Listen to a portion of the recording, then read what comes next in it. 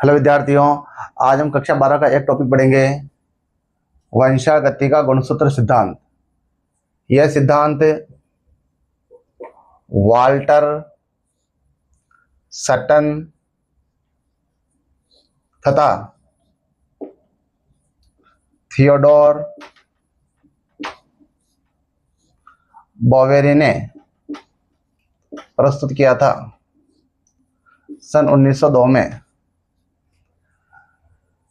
इस सिद्धांत के अनुसार जिस प्रकार कारकों का व्यवहार होता है उसी प्रकार से गुणसूत्र का भी व्यवहार होता है।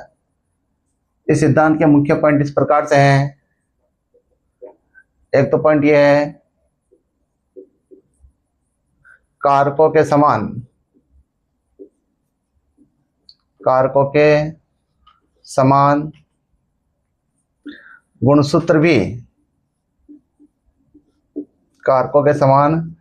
गुणसूत्र भी जोड़े में पाए जाते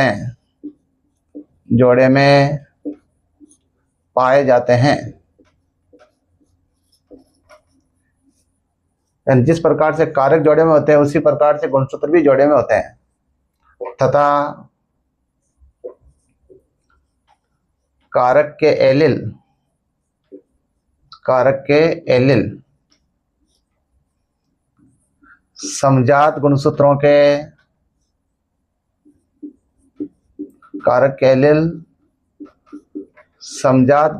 के समान वी स्थल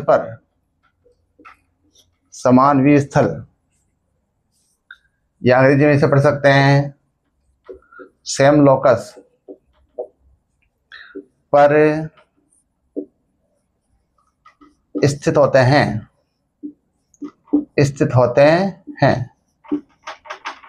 तो कारक के एलिल समजात गुणसूत्रों के सेम लोकस पर स्थित होते हैं। यहाँ पर सेम लोकस का अर्थ यह है कि जैसे मान लीजिए ये समजात गुणसूत्रों का जोड़ा है, एक एलिल इस गुणसूत्र पर है तो दूसरा एलिल दूसरे गुणसूत्र पर रहेगा और ये रहेंगे आमने सामने। इस सिद्धांत का दूसरा पॉइंट इस प्रकार से है, युग्मक बनते समय जिस प्रकार जोड़े के दोनों कारक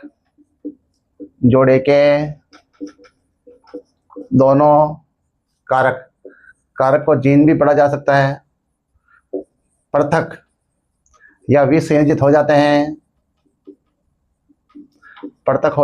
हैं। उसी प्रकार समजात गुणसूत्र युग्म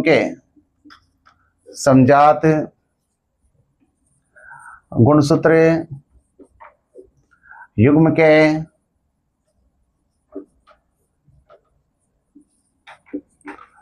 दोनों गुणसूत्र भी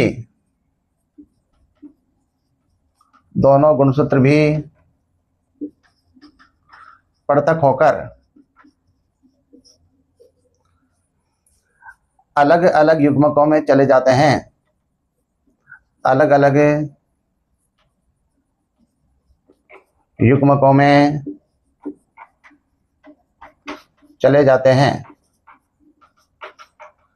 तो हम कह सकते हैं जिस प्रकार से दोनों कारकों में से एक कारक युग्मक को प्राप्त होता है उसी प्रकार से दोनों समजात गुणसूत्रों में से एक गुणसूत्र युग्मक को प्राप्त होगा। अगला पॉइंट, कारकों के समान गुणसूत्र भी स्वतंत्र अपव्यवहार दर्शाते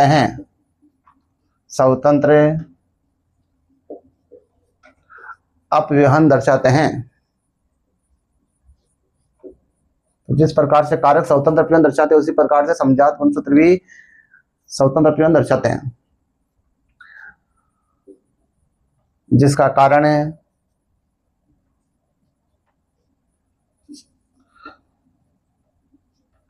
समजात गुणसूत्रों का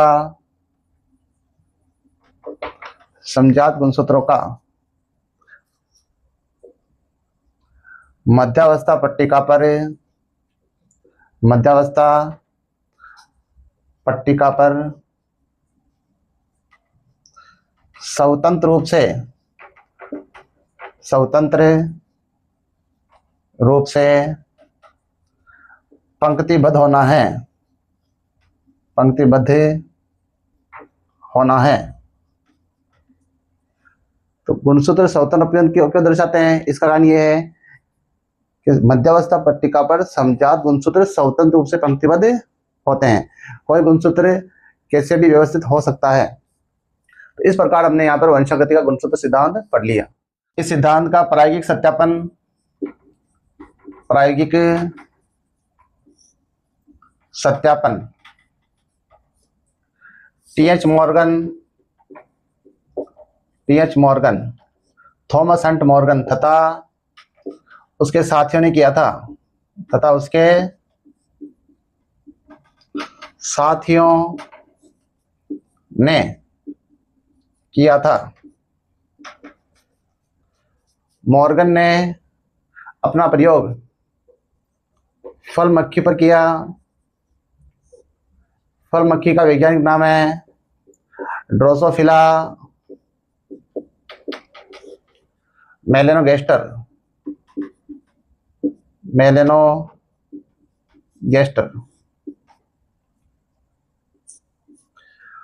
मॉर्गन ने अपने प्रयोग फल मक्खी पर किए और उन प्रयोगों के आधार पर इस सिद्धांत का प्रायोगिक सत्यापन कर दिया। मॉर्गन ने अपने प्रयोग के लिए फल मक्खी को क्यों चुना? इसके कुछ कारण थे। तो फल मक्खी के चुनाव के कारण क्या क्या थे?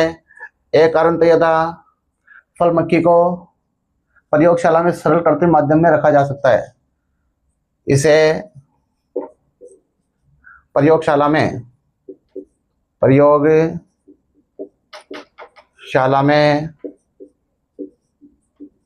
सरल कृत्रिम माध्यम में रखा जा सकता है। तो एक तो ये हो गया। दूसरा यहाँ पर यह है, जीवन काल छोटा होता है, केवल 2 सप्ताह का जीवन काल इसका होता है। तो छोटा जीवन काल इसका होता है और इसमें एक बार अगर मैथुन हो जाए, नर मक्खी और मादा मक्खी के बीच में अगर सिंगल मैथुन हो जाए तो उससे विशाल संख्या में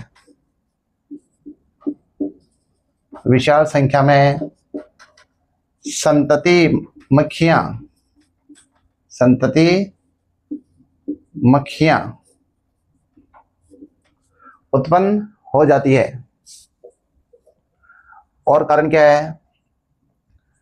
इसमें लिंग विभेदन स्पष्ट होता है। लिंग विभेदन स्पष्ट, अर्थात कौन मक्खी नर है कौन मादा है, इसे हम इजीली आइडेंटिफाई कर सकते हैं। जैसे नर की बात करें तो वह होता है छोटी साइज का, और बात करें मादा मक्खी की तो उसका साइज होता है बड़ा। इसमें अनेक आनुवांशिक विविधताएं पाई जाती है। आनुवांशिक विविधताएं पाई जाती है। आनुवांशिक विविधता का मतलब हो गया आनुवांशिक गुणों में अंतर, और इन आनुवांशिक विविधताओं को सरल सूक्ष्मदर्शी से देखा जा सकता है।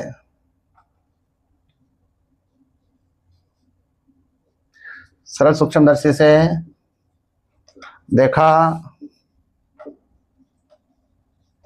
जा सकता है। इसमें बहुत सारी आनुवांशिक विविधताएं पाई जाती है और उन्हें सरल सूक्ष्मदर्शी से देख सकते हैं। आनुवांशिक विविधताएं जैसे आंखों का रंग लाल भी होता है, सफेद भी होता है, बॉडी का कलर येलो भी होता है, ब्राउन भी होता है। तो इस प्रकार से कई सारी आनुवांशिक विविधताएं फल मक्खी में पाई जाती है और इन्हें सरल सूक्ष्मदर्शी की सहायता से देखा जा सकता है।